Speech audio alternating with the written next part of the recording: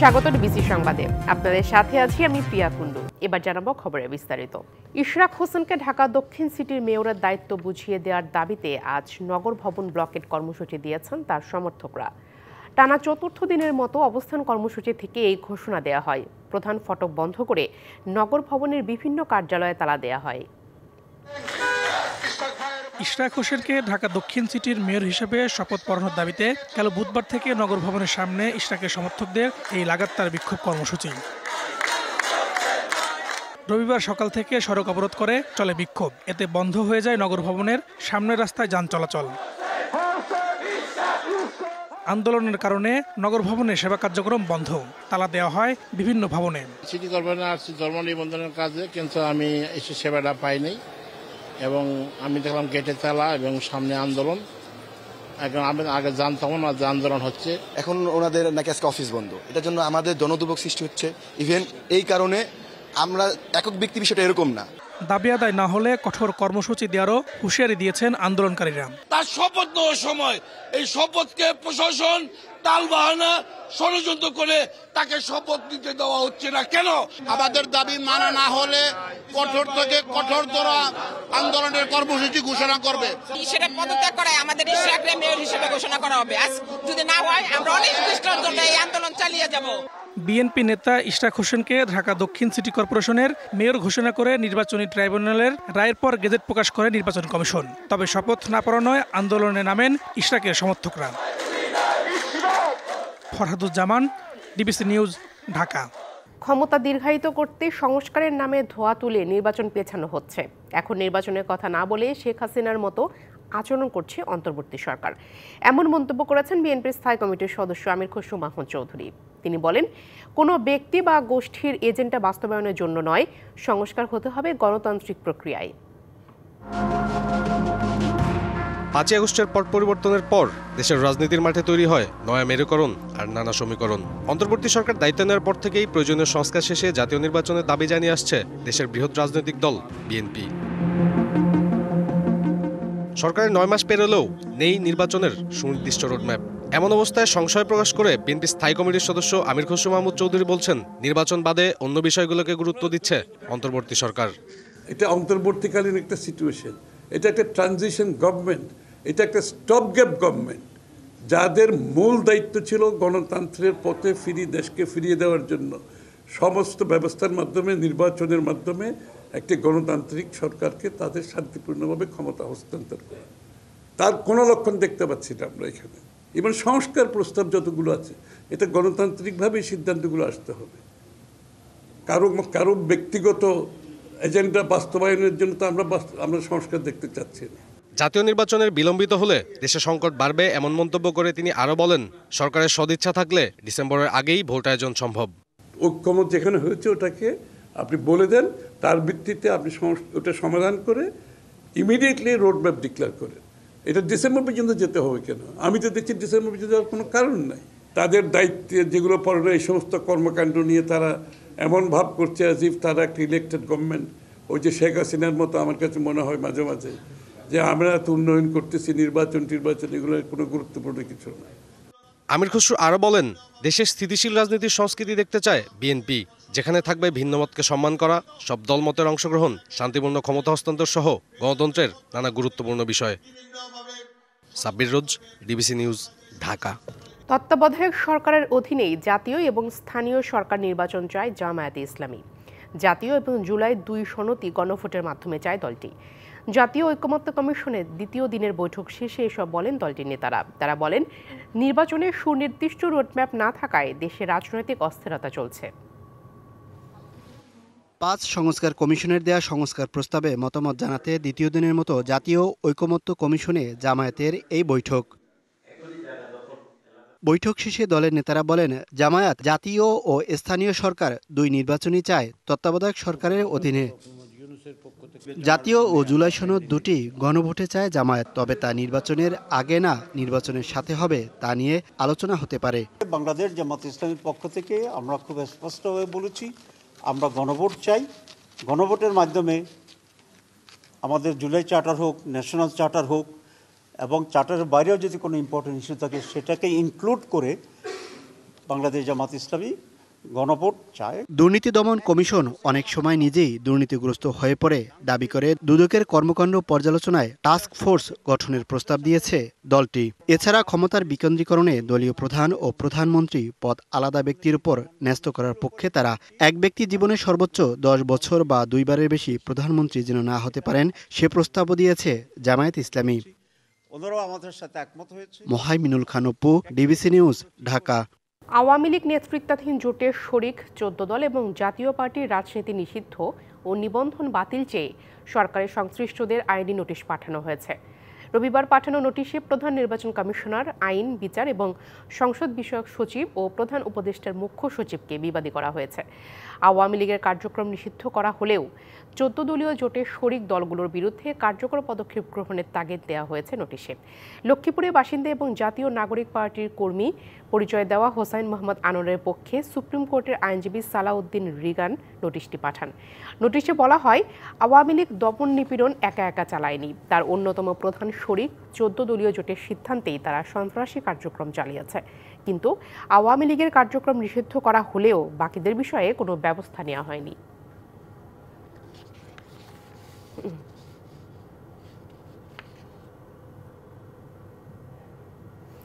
শাহরিয়ার আলম সাম্য হত্যার বিচারে অবহেলা এবং সহমর্মিতার অভাব দেখলে প্রধান উপদেষ্টার বাসভবন যমুনার দিকে যাত্রা করবে ছাত্রদল। বিকেলে রাজধানীর শাহবাগে অবরোধ কর্মসূচিতে এই হুঁশিয়ারি দেন সংগঠনের নেতারা। এদিকে বিশ্ববিদ্যালয় প্রশাসনের সাথে বৈঠকে সব আসামিকে দ্রুত গ্রেপ্তারের আশ্বাস দিয়েছেন স্বরাষ্ট্র উপদেষ্টা। ডিবিতে হস্তান্তর করা হচ্ছে এই মামলা। শাহরিয়ার আলম সাম্য হত্যার বিচার দাবিতে দুপুরে ঢাকা বিশ্ববিদ্যালয় ক্যাম্পাসে কালো পতাকা মিছিলের পর শাহবাগে জড়ো হন ছাত্রদল নেতাকর্মীরা। অবরোধ করা হয় সড়ক। সব আসামিকে দ্রুত গ্রেপ্তারের দাবি তাদের। আমরা আজকের এই অবস্থান কর্মসূচি থেকে হুঁশিয়ার করে দিতে চাই, কোন নেতাকর্মীর নামে ভবিষ্যতে যদি এরকম গায়ে আঘাত করা হয়, বাংলাদেশ জাতীয়তাবাদী ছাত্র দলের কোন নেতাকর্মী আর বসে থাকবে না। সরকারের শীর্ষ পর্যায়ে থেকে কোনো বক্তব্য কিংবা সদিচ্ছার লক্ষ্য করে আমরা স্পষ্ট ভাষায় বলে দিতে চাই, যদি ছাত্র দল মনে করে এই শাহবাগ চত্বর থেকে এই যমুনায় আমরা পদযাত্রা শুরু করি, এই পদযাত্রা রুখার ক্ষমতার কারণে। এর আগে সকালে 48 ঘন্টার আলটিমেটাম শেষে বিক্ষোভ সমাবেশ করেন সাধারণ শিক্ষার্থীরা। তাদের সঙ্গে সংহতি জানান ঢাকা বিশ্ববিদ্যালয়ের শিক্ষক ও উপাচার্য। এ সময় সাম্য হত্যার রহস্য উদ্ঘাটনে তেমন অগ্রগতি নেই দাবি করে আন্দোলন চালিয়ে যাওয়ার ঘোষণা দেয়া হয়। আর সিসিটিভি ফুটেজ পর্যবেক্ষণ করে দ্রুত জড়িতদের আইনের আওতায় আনার দাবি সাম্যের স্বজনদের। শুধুমাত্র রাজনৈতিক ফায়দা হাসিলের জন্য তোমরা যদি এইভাবে একজন নিরীহ ছেলের চরিত্র হননে লিপ্ত থাকো, তোমাদের পরিণতিও একদিন সাম্যের মতো অবস্থায় আসবে। রাজনৈতিক দলমতের উপরে উঠে সুষ্ঠু বিচারের লক্ষ্যে সবাইকে ঐক্যবদ্ধ থাকার আহ্বান জানান ঢাকা বিশ্ববিদ্যালয়ের উপাচার্য। আমাদের ঐক্যবদ্ধ সংহতি প্রয়োজন এবং সেটি আমরা ইনশাআল্লাহ আল্লাহর রহমতে অর্জন করে ছাড়বো এবং তার জন্য যা প্রয়োজন সেজন্য আমরা সবাই একসাথে আছি। এদিকে সচিবালয়ে স্বরাষ্ট্র উপদেষ্টার সঙ্গে বৈঠক করে ঢাকা বিশ্ববিদ্যালয়ের প্রশাসন। এই সময় সব আসামি দ্রুত গ্রেপ্তার হবে বলে আশ্বাস দেন স্বরাষ্ট্র উপদেষ্টা। উপদেষ্টা মহোদয় এটা শুনেছেন মনোযোগ দিয়ে এবং তিনি নোট নিয়েছেন এবং ফার্দার এটা যাতে ফ্যাসিলিটেট হয় সেইভাবে ওনারা এটা এগিয়ে নিয়ে যাবেন। অপরাজয় বাংলার পাদদেশে মানববন্ধন করেছে ঢাকা বিশ্ববিদ্যালয়ের শিক্ষকদের সাদা দল। ইকবাল অনিক, ডিবিসি নিউজ, ঢাকা। দেশে বাড়ছে বেকারের সংখ্যা। 2024 সাল থেকে দেশে মোট বেকার বেড়ে 26,10,000 হয়েছে বলে জানিয়েছে বাংলাদেশ পরিসংখ্যান ব্যুরো BPS। সেই হিসেবে 3 মাসে বেকার বেড়েছে 60,000। এতে দেখা যায় 2024 সালে জুলাই সেপ্টেম্বরের তুলনায় অক্টোবর ডিসেম্বরে বেকার বেড়েছে 60,000। 2024 সালের সেপ্টেম্বর শেষে বেকার জনগোষ্ঠী ছিল 24,50,000। সব মিলিয়ে এক বছরের ব্যবধানেও দেশে বেকার বেড়েছে।